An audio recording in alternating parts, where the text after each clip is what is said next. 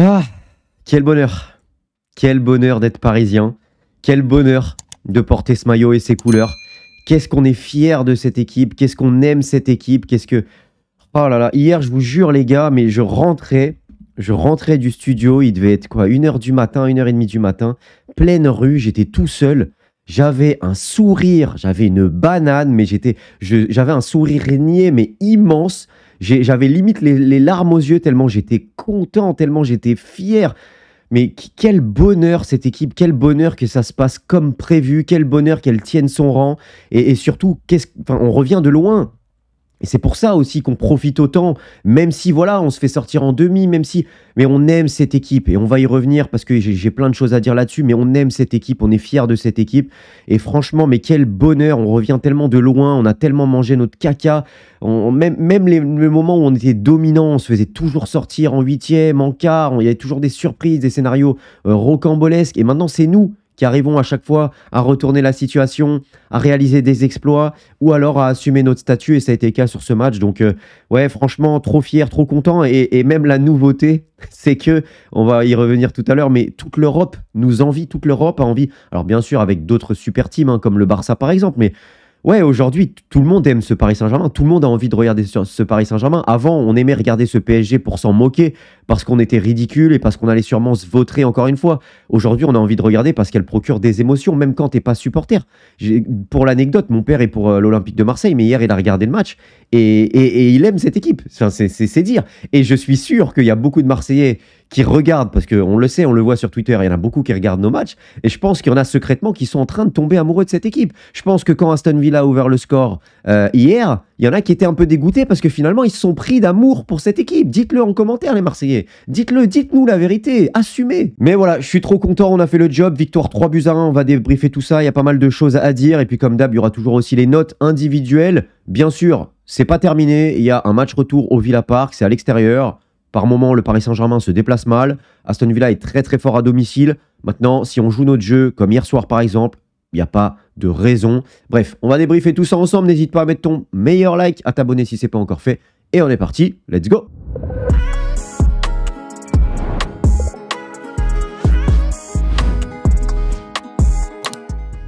Princier, c'est ce qu'a titré Canal+, et j'avais envie de revenir sur ces princes du Parc des Princes, et notamment Doué et Kvara, parce qu'ils sont un des symboles de ce nouveau Paris Saint-Germain et de ces résultats-là, de ces performances-là. Parce que, bien sûr, il y a plein de symboles. Les capitaines, enfin, j'ai envie de dire les leaders, mais les capitaines, parce qu'il y a eu Hakimi hier soir, le capitaine Marquinhos, qui est un professionnel, un amoureux du Paris Saint-Germain, et ça, c'est devenu la base de cette équipe. Aimer ce club et venir jouer pour mouiller le maillot, venir dans cette équipe pour mouiller le maillot, quand bien même ils sont très bien payés, il ne faut pas dire le contraire, mais ils viennent parce qu'ils ont envie et ils sont convaincus par ce projet et ils ont envie de réaliser de grandes choses. Et c'est du coup le cas de tous les joueurs qui sont sous cette tunique et du coup des joueurs qui sont arrivés cet été avec João Neves évidemment, avec Safonov quand il joue, mais surtout du coup hier soir, Désiré Doué et Kvara. Parce que c'est ça aussi quand tu fais affaire à un bus, et on va y revenir bien sûr pendant ce débrief, mais tu as besoin de magie. Tu as besoin de magie déjà quand tu es au Parc des Princes, parce que c'est le PSG, c'est la magie, ça a toujours été ça, les magiciens au Parc des Princes, au PSG. Mais quand tu as de la magie, quand tu as des joueurs capables de te débloquer des situations, quand tu es malmené, entre guillemets, hein, notamment au score surtout, uniquement, et que tu perds 1-0, tu as besoin de cette magie-là de Désiré Doué. Et c'est ce que je disais quand, lors des premiers matchs de Ligue des Champions, on perdait ou on faisait match nul alors qu'on dominait outrageusement nos rencontres. Sauf qu'à ce moment-là, Désiré Doué venait d'arriver, il n'avait pas fait de préparation, il était encore tendre et surtout, il y avait quelques rentrées, ce qui est normal, il fallait digérer. Et Kvara n'était pas là. Et quand tu rajoutes cette magie, hier soir, ça fait la différence. Et dans les autres matchs d'ailleurs, face à Liverpool ou bien Manchester City, ça fait la différence. Et c'est ce qui nous a manqué sur les premiers matchs de Ligue des Champions. Et ça aide du coup quand tu as des princes comme ça pour venir te débloquer une situation, pour mettre une lucarne de 25 mètres excentrée face à 2-3 joueurs et face à un bloc bas, ou que tu as un Kvara qui met 10 assis sur les fesses et qui arrive à passer face à 2-3 joueurs. C'est exceptionnel et forcément ça aide parce que on avait des situations, mais par moments, il nous manquait cette magie. Et preuve aussi avec Ousmane Dembélé qui a mis un but à un moment donné, excentré, pleine lucarne. Je crois que c'était Salzbourg.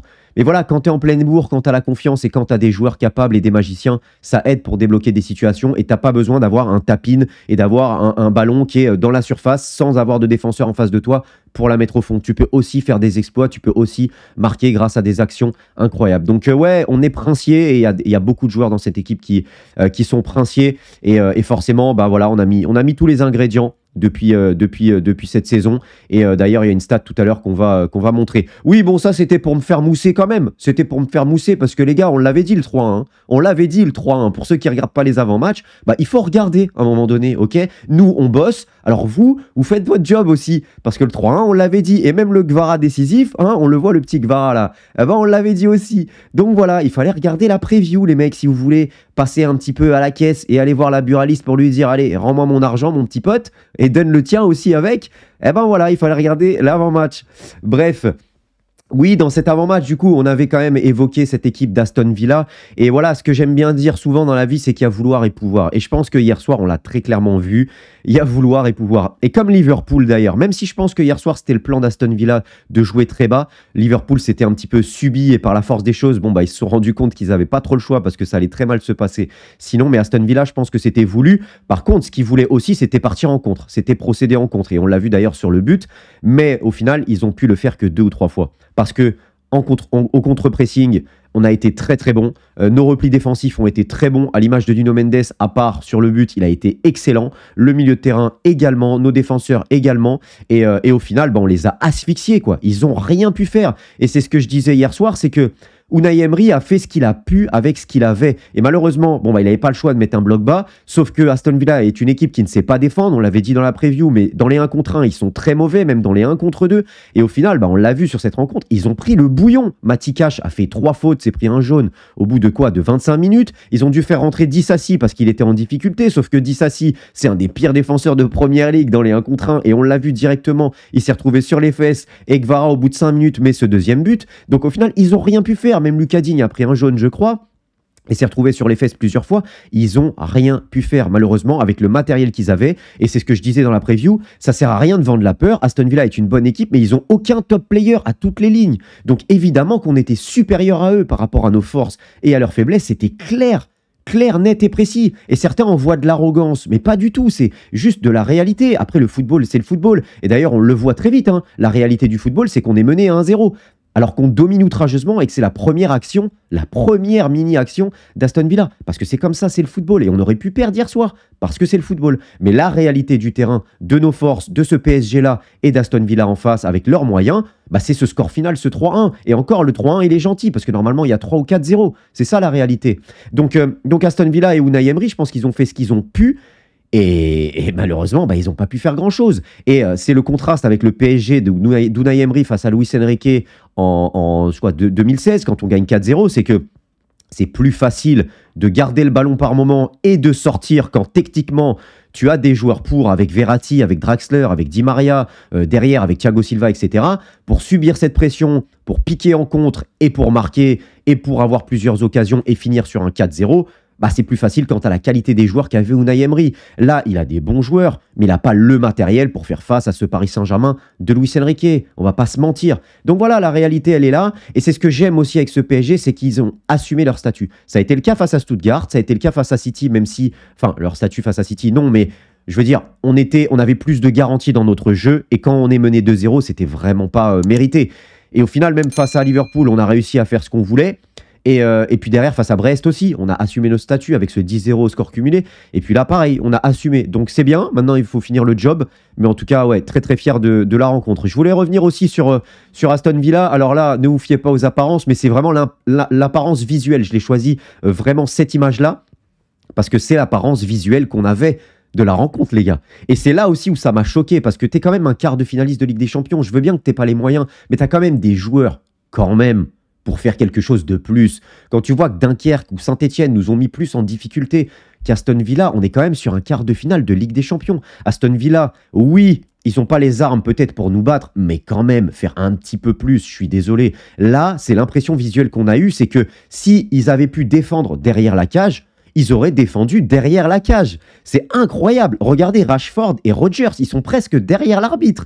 C'est du jamais vu. Je crois que même l'Atlético n'a pas joué autant en bloc bas. Sur la fin du match, ils finissent avec Digne piston, même pas latéral gauche, piston et Madsen ailier. On a 2 latérales gauche qui finissent sur le côté. Enfin, c'est lunaire. On aurait dit le PSG face au Bayern en 2022-2023. C'était incroyable. J'ai rarement vu ça. Et là, donc c'est l'impression visuelle. Hein. Ne vous inquiétez pas, il y a des joueurs qui ont été rajoutés sur le screen. Donc là, je crois, il y a 15 ou 16 joueurs d'Aston Villa. Mais c'est vraiment l'impression visuelle qu'on a eue. Et en fait, ouais, ils ont essayé. C'est à la base une équipe très axiale. Et en fait, ils ont défendu le plus bas possible pour avoir une ligne de... C'est limite une ligne de 6 hein, qu'on a vu. C'était du handball. C'était du handball, très clairement. Donc, est-ce que j'ai aimé aussi, pour revenir à ça, parce qu'en plus, j'en profite, là sur le screen, c'est la 74e. Et c'est aussi avec le but à mettre au crédit de Nuno Mendes sur la fin, c'est que le Paris Saint-Germain a été patient. Malgré la fatigue, malgré la frustration finalement d'être mené 1-0, ou qui est 1 partout, ou qui est 2-1, alors qu'on aurait dû mener et gagner 3-4-0, bah c'est que le Paris Saint-Germain, contrairement au match aller face à Liverpool et la deuxième mi-temps notamment, bah on ne s'est pas frustré. On a continué à jouer, on a continué à faire tourner, on a continué à piquer de temps en temps, à poser notre jeu, à jouer en contre-attaque quand on pouvait, parce que bah, ça ne s'est pas arrivé souvent. Et au final, il y a eu ce but grâce à la passe de Dembélé et Nuno Mendes. Et ça, c'est ce que j'ai aimé, c'est ce calme, cette maturité. C'est ce qu'a dégagé et c'est ce que dégage ce Paris Saint-Germain et qui me bluffe, c'est que Luis Enrique a mis dans la tête à ses joueurs que c'était des vétérans, que malgré leur âge, malgré leur manque d'expérience, ils pouvaient jouer et être sûrs de leur force. Et cette maturité, cette expérience, ce calme qui dégage, c'est incroyable et c'est à l'image de celui qui a le ballon. C'est Vitinha. On a beau lui reprocher de temps en temps de ne pas jouer assez vite ou de ne pas tenter cette passe vers l'avant. Et on l'a vu d'ailleurs, Luis Enrique s'est agacé par séquence. Sur ce match-là, Vitinha, il aurait pu faire un petit peu mieux peut-être. Mais après, comme je disais, c'est difficile face à ce bloc-là. Ça joue tellement bas. Ça joue tellement bas que c'est pas évident. Mais ce calme-là, cette expérience que dégage cette équipe, c'est fabuleux. Et on le répète, à ce stade-là, c'est l'équipe la plus jeune en moyenne d'âge de la compétition. Donc c'est très fort ce qu'elle dégage. Et ça, c'est à mettre au crédit de Luis Enrique. Et je voulais rajouter un truc aussi pendant que je parle de Luis Enrique, mais c'est cette rigueur tactique, c'est ce sens de l'effort. Jusqu'à la 90e, on voit Kvara venir tacler, venir défendre. Cette rigueur offensivement et défensivement de tout le monde. Et ça contraste avec le Real hier soir qui a pris 3-0, où ces 3 offensifs sont parmi les 5 joueurs qui défendent le moins et qui courent le moins en Ligue des Champions. Et quand tu vois ce football aujourd'hui, tu es obligé d'avoir cette équipe-là. Tu es obligé d'avoir une équipe comme ça. Et c'est pour ça que je mettais en avant le fait que les joueurs mouillent le maillot aujourd'hui. C'était pas seulement, oui, bah alors c'est ça, le FC médiocrité. Aujourd'hui, on se contente de joueurs qui mouillent le maillot comme si on était sous, je sais pas, dans les années, voilà, on était content parce que Roten mouillait le maillot à un moment donné. Non, c'est pas ça. Mais dans ce football-là, aujourd'hui, avec les tacticiens que tu as, tu es obligé d'avoir des joueurs qui courent. Tu es obligé. Et ce Paris Saint-Germain-là, c'est une des équipes, si ce n'est l'équipe qui court le plus. Et c'est pas pour rien, du coup, si on domine autant nos adversaires, offensivement et défensivement. Et à l'inverse que le Real est l'équipe qui a pris un 3-0. Après, bon, Dortmund, c'est pas le Real, donc on les met de côté. Mais voilà, c'est obligatoire. Donc bravo à Luis Enrique et au staff pour avoir la condition physique qu'ils ont et le fait qu'on n'ait aucun blessé. On va se retrouver la semaine prochaine face à Aston Villa au match retour sans aucun blessé. C'est du jamais vu pour le Paris Saint-Germain à cette période-là. Du jamais vu. Alors, on finit avec ce but-là, oui, parce que la magie de Désiré Doué, quel but. Et on peut le dire aussi, le choix payant de Luis Enrique. Voilà, le choix payant d'avoir mis Doué. Il y avait 2 choix qui s'offraient à Luis Enrique, c'était Barcola pour la largeur, face à un bloc bas et une équipe très axiale. Tu pouvais mettre Barcola pour étirer vraiment encore plus ce bloc, ou alors tu pouvais mettre Désiré Doué parce que dans une équipe très axiale qui va défendre très bas, pour faire face à un bloc bas, tu as besoin de cette magie-là, un génie qui est capable d'éliminer face à 2-3 joueurs, ce que Barcola a plus de mal. On l'a vu hier avec le nombre de dribbles réussis par Doué, et comme l'a dit Samir Nasri juste ici, s'il s'appelle Douinho, on me dit que c'est un Brésilien, j'y crois dur comme fer. Ouais, mais comment ne pas être fan de Désiré Doué? Ce joueur est différent, ce joueur il a de la magie dans les pieds, il a un physique exceptionnel, même au milieu de terrain, le coffre qu'il a, les ballons récupérés, la puissance physique qu'il dégage, c'est un mélange de beaucoup de joueurs, et ouais, quel talent, quel joueur, et là, il est en train de faire une saison, ouais, ça promet pour l'avenir, hein. Franchement, je ne sais pas où est-ce qu'il va aller, mais il va aller très très loin s'il continue avec cette mentalité et ce talent. C'est quel but, waouh, dans la face de Martinez, pleine lucarne, barre rentrante. C'était pas passé face à City, il y a eu la barre, il y a eu un super Alisson aussi face à Liverpool, et cette fois c'est passé. C'est extraordinaire. Extraordinaire. Et ça aide, hein. Ça aide d'avoir, bah ouais, quand tu perds 1-0 comme ça contre le cours du jeu, comme je disais tout à l'heure, ça aide d'avoir, je regarde parce que je parle beaucoup de 16 minutes. Ça va, 16 minutes, on a le temps, on va pouvoir continuer encore longtemps. Et bah ça aide pour décanter la situation et quel but, oh, quel but.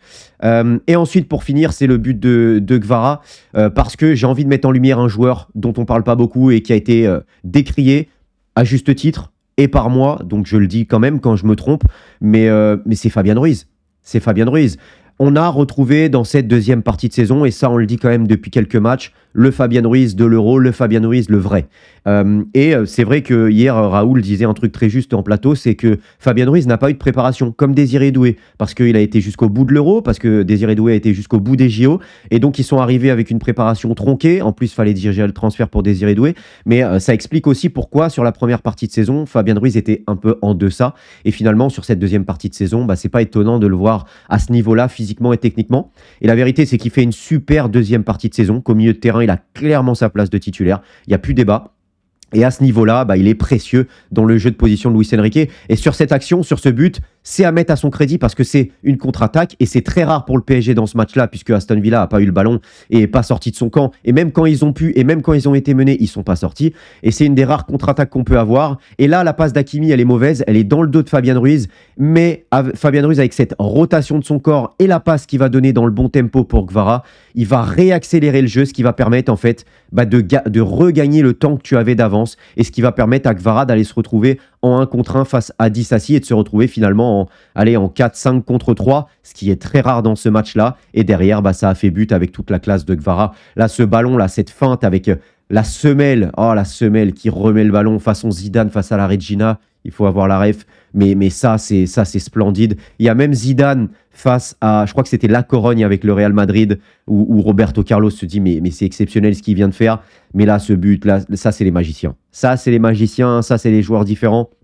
Et on comprend pourquoi Luis Enrique le voulait lui et absolument lui, parce que c'est un joueur phénoménal. De toute façon, vous savez ce que j'en pense. Je le voulais absolument dans mon mercato idéal cet été. C'est un joueur que j'ai toujours aimé. C'est un joueur spécial, mais surtout, c'est un joueur de collectif. C'est un joueur qui fait les efforts, qui défend. C'est un joueur que tu as envie d'aimer parce que c'est un magicien, mais parce qu'en plus, il défend et il mouille le maillot. Il a une mentalité. Il est extraordinaire. Et tu as envie de l'aimer comme toute l'équipe, évidemment. Mais ce gars-là, ce numéro 7-là, ce Gvaradona, c'est pas pour rien s'ils l'ont appelé Gvaradona. C'est pas pour rien si grâce à lui notamment et Lukaku, ils ont rendu un titre au Napoli qui fuyait depuis plus de 30 ans. C'est pas pour rien. Ce joueur-là est différent. C'est un joueur exceptionnel et qui peut nous amener clairement à gagner une Ligue des Champions. Disons les termes. Quand, je ne sais pas. Est-ce qu'on la gagnera même? Je ne sais pas. Mais dans ce cycle-là, grâce à des joueurs comme ça, on va pouvoir peut-être aller la gagner. Ça, c'est sûr. Parce qu'un joueur comme ça, qui défend autant, qui attaque autant, qui est aussi fort et qui a autant de magie,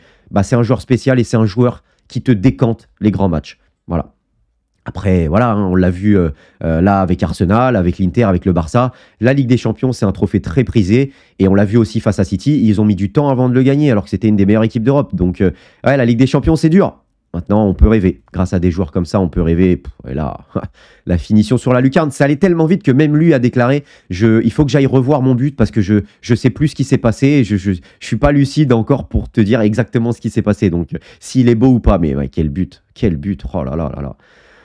Et puis cette stat pour finir, je sais plus si... Non, j'ai un petit truc encore pour finir. Et avant de passer aux notes, cette stat, elle dit tout ce qu'est le Paris Saint-Germain, tout ce qu'a dit Luis Enrique et tout ce qu'on disait pour défendre ce projet. 28 buts, nouveau record pour le PSG en Ligue des Champions. 28 buts inscrits. Pourtant, il y en a eu des PSG dominants et des PSG qui marquaient des buts.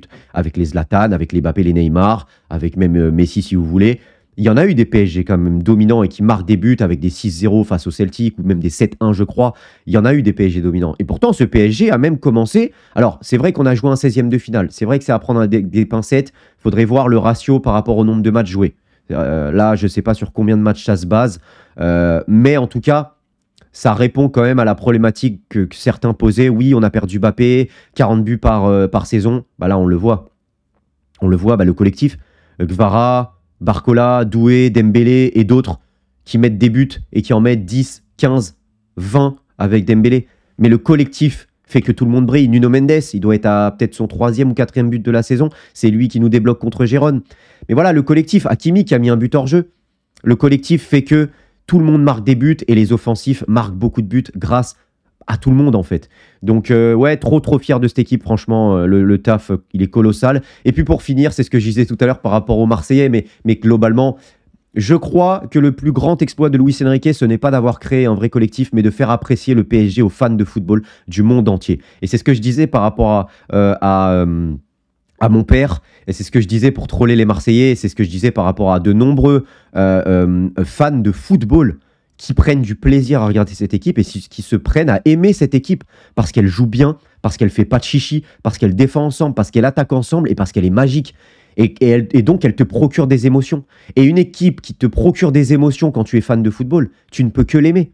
Tu ne peux que avoir envie de la regarder. Donc, et c'est ça aussi, c'est l'objet d'une vidéo qui va sortir sur Paris Central, donc je ne spoil pas, mais c'est ça qui fait aussi que ceux qui détestent cette équipe la détestent encore plus. Parce que les gens l'aiment.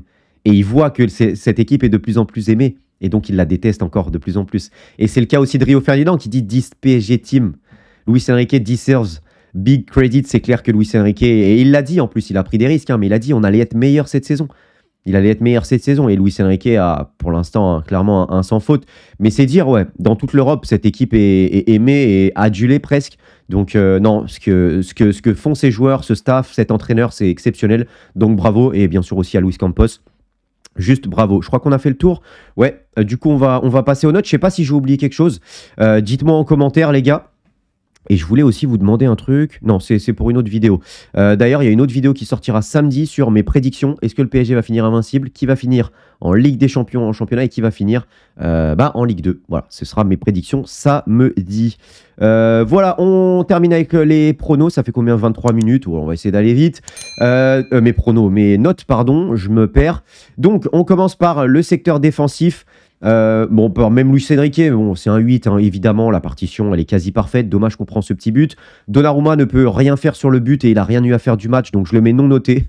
Tellement, c'est pour montrer aussi à quel point Aston Villa n'est pas sorti et a eu rien à se mettre sous la dent. Donc voilà, on le met non noté. C'est pas pour lui manquer de respect ou quoi, hein, c'est juste que tant mieux pour nous et tant mieux pour lui, il n'a rien eu à faire. Défensivement, Nuno Mendes, c'est un 8. Alors oui, il coûte le premier but, mais c'est vrai que alors c'est lui, évidemment, hein, et comme d'hab, il est tout le temps sur la photo de famille quand on prend un but, mais après, il y a de quoi mieux faire aussi derrière. On peut mieux défendre aussi. Vitinha l'oublie au deuxième poteau. Hakimi peut-être mieux défendre un petit peu. Bien sûr, c'est chipoté. La faute principale, c'est Nuno Mendes. Mais comme il nous met ce troisième but, et surtout comme derrière, il a très bien défendu, il s'est très bien replié, il a gagné tous ses duels derrière, il a fait un match XXL, à part cette erreur. Et c'est vrai que du coup, c'est une erreur qui coûte un but, mais il y a ce troisième but, et ce troisième but est très précieux, et ce calme, cette feinte, ce but, il est extraordinaire. Donc, j'ai quand même envie de lui mettre 8 parce que c'est un des hommes du match. Défensivement, Pacho, c'est un 7, il a été très bon. Il n'a pas eu grand chose à faire non plus, donc c'est pour ça que je lui mets pas 8. Mais honnêtement, tout ce qu'il a eu à faire, il l'a très bien fait, il a été très solide. Voilà quoi, enfin je veux dire, j'avoue que j'aurais pu lui mettre 8, hein. Honnêtement, le match de Pacho encore c'est du XXL. Et Beraldo c'est un petit peu moins, donc si je mets 8 à Pacho, je peux mettre 7 à Beraldo, si je mets 7 à Pacho, je mets 6 à Beraldo, parce que c'est un bon match, honnêtement, je pense qu'il nous a rassurés, mais il y a une ou deux actions, et notamment celle sur Rashford, où il s'y prend trop facilement, comme d'habitude avec Beraldo qui joue trop facilement. C'est aussi son avantage, son point fort, parce que du coup il se met pas la pression, et du coup on le voit quand il rentre face à Liverpool, c'est comme s'il jouait dans son salon, mais par séquence, il est trop facile. Et du coup, on le voit, il joue un peu trop facile, il glisse et Rashford gagne son duel. Donc, il y a eu une ou deux actions où il nous met un peu en danger. Bon, c'est très léger, mais du coup, c'est un petit peu moins bien que Pacho, mais ça reste un bon match. Hakimi, c'est un 7, c'est un bon match. Ça aurait pu être 8 si son but, il n'avait pas été hors jeu, mais c'est un très bon match aussi. Capitaine du soir, il a été très bon. Voilà. Je vous ai spoil, donc j'ai coupé vite fait parce que j'avais montré sans faire exprès le graphe avec toutes les notes. Donc le milieu de terrain, Vitinha, c'est un 7, il a été très bon, mais comme je disais par moment, peut-être cette passe un peu verticale, mais je peux pas lui en vouloir honnêtement parce que quand tu vois le bus d'Aston Villa, je pense que quand tu as la vue du terrain, c'est pas évident. Nous, on a de notre télé, donc c'est différent, on a la vue panoramique. Lui, c'est pas pareil, donc voilà, c'est un 7, c'est un très bon match. Record de ballons touchés pour un Parisien sur un match, 148 ballons, extraordinaire. João Neves, très bon match aussi, mais l'homme du milieu de terrain, c'est Fabien Ruiz. Un match excellent, un match XXL. Voilà, j'espère qu'on l'aura encore à ce niveau-là, parce qu'on va en avoir besoin, comme à l'Euro pour l'Espagne. On va en avoir besoin à ce niveau-là, et hier soir, il a été très bon. Et on finit par les offensifs, 9 et 9 parce que je ne savais pas départager. C'est vrai que Kvara a fait 90 minutes, mais honnêtement, ce premier but de Doué, il nous relance en fait. On est mené 1-0. Kvara, c'est le but du 2-1, mais Doué, on est mené, ça fait du bien et c'est juste 5 minutes après avoir encaissé ce but, donc c'est primordial. Donc, et puis le nombre de joueurs qu'il a éliminés, le nombre de dribbles, le nombre de... Ouais, non, Doué, c'est... Je pouvais pas en mettre un en dessous de l'autre. Et franchement, le match, il est princier des deux.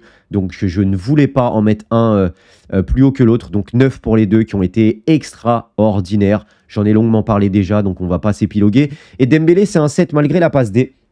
Parce que son contenu, j'ai pas trop aimé. Il y a eu beaucoup de déchets. Je pense que c'est peut-être la moins bonne prestation avec Beraldo des Parisiens, mais il y a eu cette passe décisive, donc du coup je lui mets 7, parce que quand même elle est magnifique cette passe, et elle est clairement décisive et très importante. Mais c'est vrai que dans le contenu, il y a eu du déchet, par moment techniquement, des passes qui ne vont pas, qui n'arrivent pas à destination, des 1-2 qui sont ratées, des moments où il fait le mauvais choix, des frappes ratées, des passes ratées comme je disais, donc moins impactant aussi au niveau de ses dribbles, plusieurs dribbles ratés, contrairement à Doué et Kvara à côté, lui on a clairement vu qu'il était en dessous, et qui faisait un moins bon match. Donc, bon, ça arrive. Hein, et de toute façon, tant mieux, on a eu Kvara et Doué pour compléter. Il y a des matchs où Doué passera au travers et ce sera Dembélé, comme depuis ce début de saison ou début 2025. Donc c'est pas grave. Mais en plus de ça, il fait une passe D. Donc, honnêtement, s'il peut nous amener un but de cette manière et être mauvais dans le contenu, moi, ça me va. Voilà, je pense qu'on a fait... J'ai oublié les remplaçants, mais très bonne rentrée de Barcola et Warren aussi, qui, bon, ont dû jouer avec une équipe du PSG qui a mis un petit peu plus le pied sur le ballon et qui a moins été vers l'avant parce qu'il y avait ce 2-1 et on sait qu'il y a eu la jurisprudence Atlético et même Liverpool. Donc, du coup, ce 2-1 nous arrangeait quand même. En tout cas, on n'avait pas envie de se jeter à corps perdu non plus pour risquer de prendre un but. Donc, c'est vrai que Barcola et Warren sont rentrés dans une équipe qui a un peu plus mis le pied sur le ballon, mais ils ont fait une bonne rentrée quand même. Bref, les gars, j'ai plus de salive. Voilà. Donc, ça fait 28 minutes. Je vous laisse. On se retrouve donc samedi pour la vidéo des prédictions, dimanche pour l'avant-match d'Aston Villa. Et voilà, trop content, juste trop fier de cette équipe. Dites-moi en commentaire ce que vous en pensez. Et on se retrouve donc très vite pour une nouvelle vidéo. D'ici là, portez-vous bien et surtout, n'oubliez pas d'être heureux. Ciao.